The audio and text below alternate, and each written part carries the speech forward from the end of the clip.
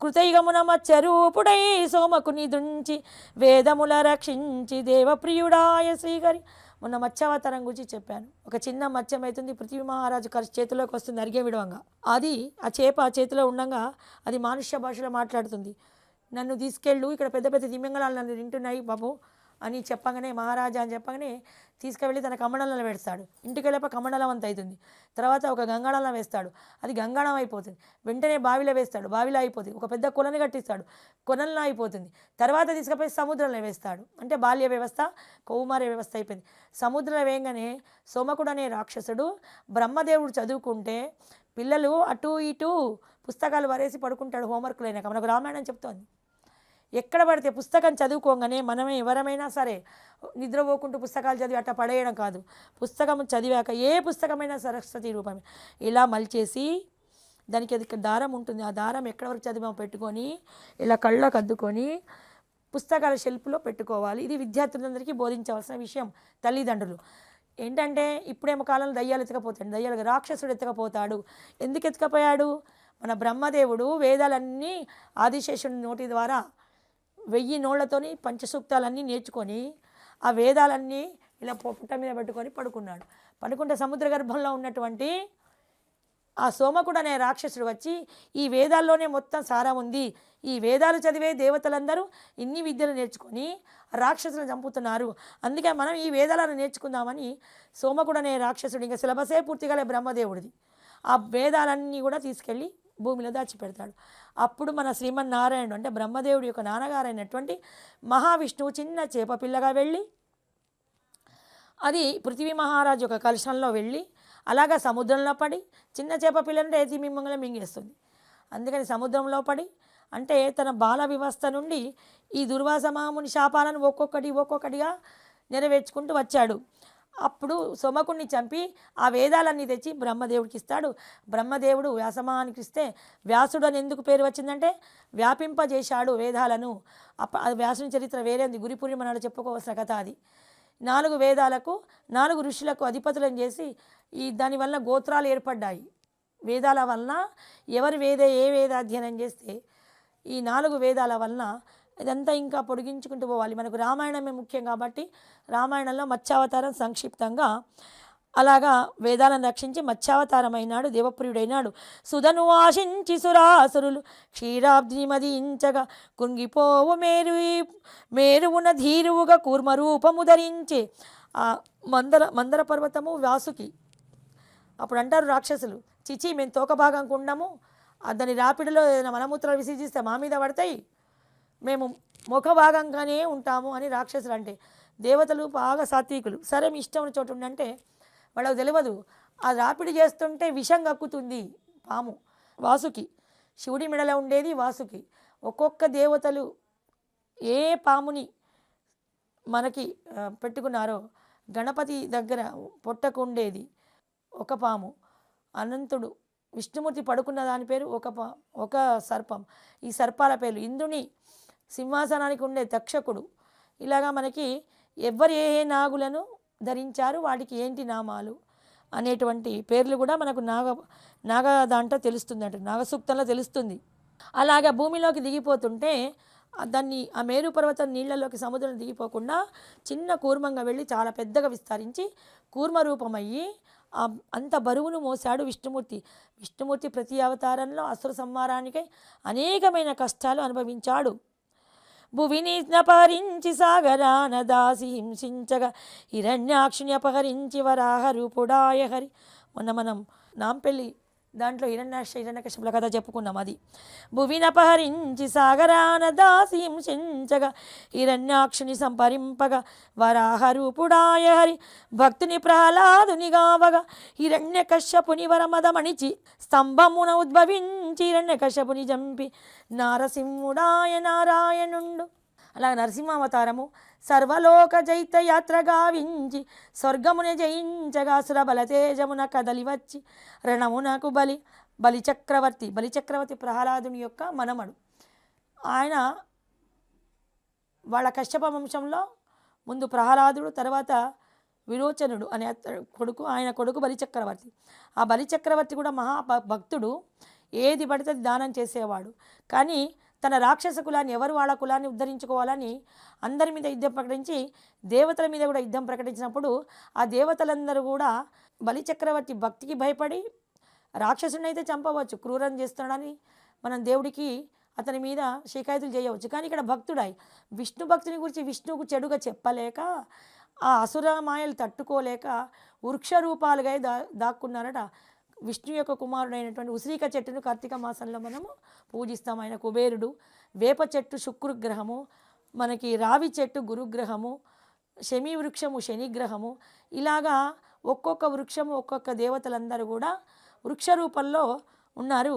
దేవతలు ఎక్కడా దొరకలేదని వాళ్ళు తిరిగి వాళ్ళ అసుర కులాన్ని వాళ్ళకి వెళ్ళిపోయారు, అసుర లోకాలకు. అసుల మాయల తాళలేక సురయితుడై సురేంద్రుడు మారు రూపుడై కారువనాల మ్రానుల మాకుల తిరుగుచుండగా తనయులయా తనలు గని తల్లి అదితి తల్లడిల్లి హరిని వేడి సుతునిగా బడసి సరస్వతుల శ్రేయమాశ్రించి. ఇక్కడ కశ్యపుని యొక్క పెద్ద భార్య అదితి, దైత్యులు అని చెప్పగా దేవతలు. దితి ఏమో వేళగాని వేళగోరి రాక్షసులను కన్నది. వీళ్ళిద్దరు కూడా అన్నదమ్ములే, ఒకటే తండ్రి పిల్లలు. వాళ్ళ కురకృత్యాల చేత వాళ్ళు రాక్షసు ప్రవృత్తిని ఎలవర్చుకొని అహంకారము, ఈర్ష్యలు, ద్వేషాలు, కోపాలతోని రాక్షసులైనారు. తర్వాత వర్ణాలు కూడా లేవు. అన్ని వర్ణాలు ఒక్కొక్క వృత్తిని చేస్తే వాళ్ళ వృత్తిని బట్టి వర్ణాలుగా శాఖలుగా అయినాయి. అప్పుడు వర్ణాలు లేకుండే. ఇలాగే ఇప్పుడు దేవతలందరూ చెట్లై చేనులై మానులై ఎక్కడో తిరుగుతున్నారు. ఒక్క కొడుకు కూడా కళ్ళకు కనబడుతులేనని విష్ణుమూర్తిని మళ్ళీ బాగా ప్రార్థిస్తుంది తల్లి. అప్పుడేంటంటే వామన అవతారాన్ని ఎత్తుతాడు. తల్లి వాంఛితము దీర్చగా వామనవటుడై బలిని నేల మూడడుగులు దానమెలిగి నేల కణిచి పాతాళానికి అణిచివేశాడు. తండ్రి ఆజ్ఞన తల్లిని అనునవదించి శివతేజమే పరుషంబుగా హరితేజమే పౌరుషంబుగా జమనగ్ని రుచికి జనించే పరశురాముడు. ఆయన కూడా చాలా మాతృభక్తుడు, పితృభక్తుడు. తనకు 6 అన్నలు. ఒకరోజు ఒక రాజు వస్తాడు, కార్తవీర్యుడు అనే రాజు. ఆయన దత్తాత్రేయుని మహాభక్తుడు, ఉపాసకుడు. అక్కడ ఉన్నటువంటి ఒక దేనువును రావాలని ఆ జమదగ్ని మా ఋషి దగ్గర ఒక దేనువు ఉంటుంది. ఋషులందరూ ఒక దేవుని పూజిస్తారు. మట్టిగానే మనలాగా ఆవు పాలు పిండుకోవడం, దాని చన్నులు కడిగి ఆవు పాలు పిండేసుకోవడం కాదు. ముందు ఆవును కాళ్ళు కడిగి తోకకు నీళ్లు వేసి పసుపు కుంకుమ పెట్టి 3 ప్రదక్షిణాలు చేసి ఆవు పాలు పితుక్కోవాలి. స్నానం చేయకుండా ఆవును ముట్టి పాలు పితుక్కొని అమ్ముకోవడం, ఇదంతా కలియుగ మానవుల దుశ్చర్యలు. ఆవు మనకు తల్లి, తల్లి కంటే కూడా ముఖ్యమైనది. ఆవును, భూమిని, తల్లిని, ముగ్గురిని మనం గౌరవిస్తే త్రిమూర్తులను, త్రిమాతలను గౌరవించిన, పూజించిన పుణ్యఫలం దక్కుతుంది. అలాగా ఈయన ఏం చేశాడంటే ఆ ఆవు నాకు కావాలి అంటాడు. రోజు రోజు పెద్ద గ్రాసాలు ఏం తీసుకోరు. ఆ రోజు కావాల్సిన ఆహార పదార్థాలు మాత్రమే ఆవును పూజించి వేడుకుంటారు. హోమాలకు కింద హోమక్రతువులకు కావాల్సిన సామాగ్రిని కోరుకుంటారు. ఆమె వస్తు రూపంగా ఇస్తుంది. వశిష్ఠ మహర్షి శబల అనే ఒక ఆవు ఉండేది. ఈయనకు జమదగ్ని మహర్షి దగ్గర ఉన్నటువంటి ఆవును కావాలంటాడు. ఎంతో మంచి ఆతిథ్యాన్ని ఇస్తాడు. మంచి కందమూలాలు ఉడకబెట్టి బీరకాయలు, పొట్లకాయలు, తోటకూర ఇలాంటి పప్పులు వేసి సుభోక్షమైన శాకాహారాన్ని తేనెతోని, రవ్వతోని, నెయ్యితోని వండినటువంటి మంచి మధుర పదార్థాలను ఇస్తాడు. అయినా కూడా తృప్తి పొందక నాకు ఆ కామధేనువు కావాలి అని ఆశిస్తాడు. నేను ఎటువంటి పరిస్థితుల కామధేవుని ఇవ్వలేను. నా అనేకమైనటువంటి వేల సంఖ్యలో ఉన్నటువంటి శిష్యగణానికి వేదం చెప్పాలంటే ఆహారాన్ని అందించే ఆ మాత గోమాత, నేను ఇవ్వలేను అంటాడు. అప్పుడు సమిధలకై పరశురాముడు ఇంట్లో ఉండడు. ఆ 6 కొడుకులని, ఆ శిష్యగణాన్ని, మన జమదగ్ని మహర్షిని తన ఖడ్గానికి బాగా కొట్టి నరుక్కుంటూ వెళ్ళిపోతాడు. చాలా బాధపడతాడు. ఆయన దండం నుంచి సైన్యం వస్తుంటుంది. కొనప్రాణం మీద ఉంటాడు జమదగ్ని మహర్షిని. ఆయన దగ్గరికి వెళ్ళేటప్పటికీ ఆయన దండం నుంచి అగ్నిశకలు వెళ్ళి ఇతన్ని కొన్ని వేల యోజనాల దూరం కార్తవీర్యుడిని పంపుతాయన్నట్టు. అప్పుడు పరశురాముడు వచ్చి రాజులందరి మీద చాలా కసిబుని క్షత్రియ వంశాన్ని నశింపజేస్తా అని దండయాత్రకు వెళ్ళి ఒక గుర్రాన్ని తీసుకొని పరుషాన్ని ఏ గొడ్డలి పెట్టి చెట్లు నరుకుతూ ఆ సమిదలు తెచ్చాడు, అదే గొడ్డల్ని భుజానికి వేసుకొని, ఈ పరుషం అంటే గొడ్డలిని వేసుకొని అది దశావతారాల్లో ఒక భాగం పరశురామావతారం, భార్గవరాముడు. అలాగా కోదిక్తుడైనటువంటి రామావతారం. మనకు త్రేతాయుగంలోనే ఒక్క యుగంలోనే 2 అవతారాలు ఒకేసారిగా వచ్చాయి అన్నట్టు. అటువంటి మనకు ముందు సీతా కళ్యాణం తర్వాత ఇది వస్తుంది అన్నట్టు. అప్పుడు దేవతలందరూ రాజులందరూ భయపడిపోయి ఆయన ఒకటి ఉంది, మాంగళ్యాన్ని రక్షించమని ఎవరు వేడితే, ఏ స్త్రీలు వేడితే వాళ్ళ మాంగళ్యాన్ని రక్షిస్తాడు.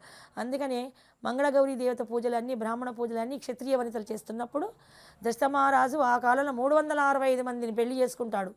ఈ ముగ్గురు భార్యలే కాదు, దశరథమహారాజు ప్రాణాపాయ స్థితి నుండి కౌసల్యాదేవి రక్షించుకుంటుంది. ఆమె పరశురామునికి అనేక విధాలు ఇచ్చినప్పుడు కైకేయ కూడా సౌభాగ్యవతిగా పరశురామునికి సేవలు చేస్తుంది. కేకేయ రాజ్యంకి వచ్చినప్పుడు అఖండ సౌభాగ్యవతి అనే వరాన్ని ఇస్తాడు. ఆ వరాన్ని పెట్టుకుని నా భర్తను ఎలా మీరు సమ్మరిస్తారు ప్రభు, మీరే ఇచ్చినదే కదా గురువర్య అని పరశురాముడిని అడిగినప్పుడు ఆ కైకాదేవికి ఇచ్చిన వరనేపంగా ఒక్క దశరథ మహారాజును మాత్రమే చంపకుండా వదిలిపెడతాడు. దండయాత్ర చేసి 60,000 మంది రాజులను చంపేశాడు పరశురాముడు. బ్రాహ్మణికి అందుకే దూరంగా ఉండాలి ఇల్లు అంటారు. బ్రాహ్మడు కోపించడు. సర్వే జనాం సుఖినో భవంతు. ఎంతో హింసిస్తేనే బ్రాహ్మణుడు శపిస్తాడు. బ్రాహ్మణుడు శపిస్తే మాత్రం వంశ నిర్మూల్యమవుతుంది. అది అప్పటికి ఇప్పటికీ ఎప్పటికీ నిష్ఠగా పూజ చేసే బ్రాహ్మణులతో పెట్టుకోకూడదు. బ్రాహ్మణి శాపము వంశాలు తినేస్తుంది. కోటీశ్వరుడైన కఠిన దారిద్ర్యాన్ని ఇస్తుంది. ఇప్పటికీ మనకు దిష్టాంతరాలు ఉన్నాయి పురాణాల నుంచి ఇప్పటికి నేటికి కూడా. అసూయ ఈర్ష అహంకారమున విర్రవీగెను కార్తవీర్యార్జునుడు జమదగ్ని కొసగినాతిథ్యమున పృథ్వినొందక కామదేవు నాశించి గదనము సల్పెను కార్తవీర్యుడు సాధమున ధరించు సాధు పుంగవులను కఠిన ఖడ్గమున ఖండించ కఠినుడై కార్తవీర్యుడు జనకుని హత్యను కనులారగాంచి క్రోధ జ్వాలలు జనింపగా హరవీర భయంకరుడై భార్గవరాముడు పరశము బూడి మదాంధులైన నృపులందరినీ 21 మారులు వధించే సమస్త రాజుల సంవరించి వినయశీలుడవు దశరథునొక్కని దీవించి. ఒక దశరథమాధు 21 సార్లు దండయాత్ర, ఇంకా మూలలకున్న రాజులను కూడా చంపాడు. అప్పుడు క్షత్రియ వంశమే సర్వనాశమైపోయింది. సర్వరాజ్యమున కశ్యపునకు దానమిచ్చి మొత్తం ప్రపంచమంతా పరశురామ రాజ్యమే, ఎక్కడ వేరే రాజే లేడు. అందరినీ జయించి అనేక మారు 21 సార్లు యుద్ధం చేశాడు. అంటే తపస్సు చేసుకోవడం యుద్ధానికి వెళ్ళడం, తపస్సు చేసుకోవడం యుద్ధానికి వెళ్ళడం. ఇవాళ ఈ డిస్టిక్ అయిపోయింది, ఈ స్టేట్ అయిపోయింది, తెలంగాణ అయింది, ఆంధ్ర అయింది, మహారాష్ట్ర, ఇలా అన్ని రాష్ట్రాలు వెళ్ళి వెళ్ళి వెళ్ళి ప్రపంచంలో అమెరికా, ఆఫ్రికా అన్ని రాజ్యాల రాజులు, నేపాల్, ఇలా అన్ని రాజ్యాలకు వెళ్ళి అన్ని రాజ్యాల్లో ఉన్నటువంటి రాజులందరినీ సమూలంగా సంహరించి వేశాడు. ఆ మొత్తం భూమండలం అంతా కూడా పరశురాముడే రాజు. కానీ ఆయనకెందుకు? ఆయనకు 3 అడుగుల జాగా తపస్సు చేసుకోవడానికి ఒక కమండలం, ఒక నదీ తీరం, ఒక కుటీరం, అంతే. అవన్నీ కూడా కశ్యప మహామునికి దారబోసేసి తను హిమాలయాలకు తపస్సుకై వెళ్ళిపోయాడు. జై శ్రీరామచంద్ర మహారాజ్ కీ జై.